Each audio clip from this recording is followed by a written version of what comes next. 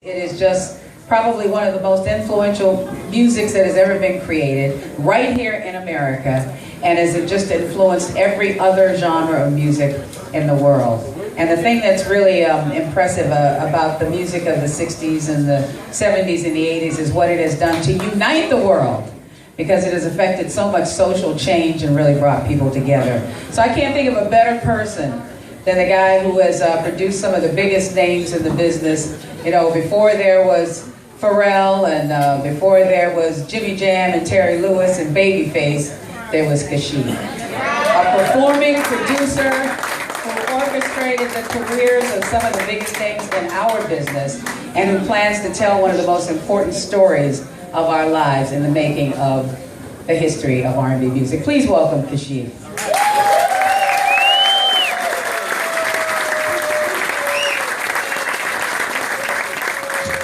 Looking all crispy.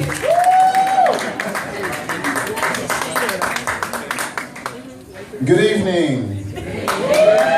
Come on now, good evening. First of all, I want to thank you for coming out. This thing happened so organically. As most of you know, or some of you know, I've been living in Maui, Hawaii for the last 2 years. Somebody had to do it. And so I elected myself. So, and while I've been there, I've been planning this whole history of R&B music thing. I think it's so important because it was once said, if you don't know where you've been, how will you know where you're going? Right. So rhythm and blues, as Pat said, has been such an influence on world culture. Not just as a musical thing, but even how we act, how we speak, how we dress, how we address one another, how we love. All comes from R&B music. I mean, your daddy didn't sit you at the table and say, son, this is how you love a woman. That did not happen. We learned how to love our women through R&B music. I remember, you know, I was like 8 years old and my first love affair, it wasn't actually a love affair, it was a love affair. And there was this really cute girl, she had a twin sister, lived right down the block, and I remember every time I passed her house, I heard, what does it take to win your love? I was like, oh my goodness. That's how I learned how to feel about love. Rhythm and blues music, you take a song like What's Going On. If you think about What's Going On, 1971 it was released. We were in the middle of the Vietnam War, but it put such pressure on the administration to end that war. And so maybe I'm a deep thinker. So I sat down one day and I said, wow, suppose that war had not ended when it did. How many people who are alive today would not be alive because their prospective fathers would have been killed in that war?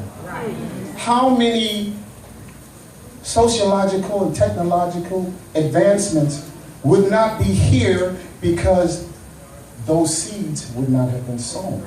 And so when you think about the significance of rhythm and blues music, it goes way beyond what we think. Yeah, we like to shuffle and we like to dance and all of that good stuff, but it's such an important art form.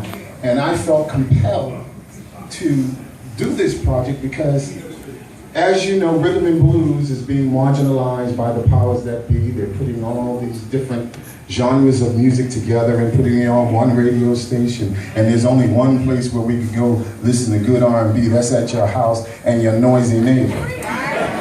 So we've been filming this project now for a year and a half. We're going to 18 cities on 4 continents to tell this complete story. And we're talking to singers, songwriters, producers, artists, limousine drivers, drug dealers. You know, anybody who is close to someone in the music industry. We're going to try to talk to those people so we can tell the story from many different perspectives. And so that's why we're here tonight. So I just thank you. It warms my heart to look out here and see all you folks. I know you just came from work. You're probably hungry. How many people are hungry? Okay, so we might stop at that restaurant across the street and bum rush them. But that's all I got to say is that I love rhythm and blues music. I started playing music when I was in the 4th grade. I had a little song group. And then I went to a junior high school that had a strong music program. That music teacher, I lived right across the street from the junior high school, so he would show up at my house 6 o'clock in the morning and come and take me to do all of these lessons. And that's the reason why I think I can work today.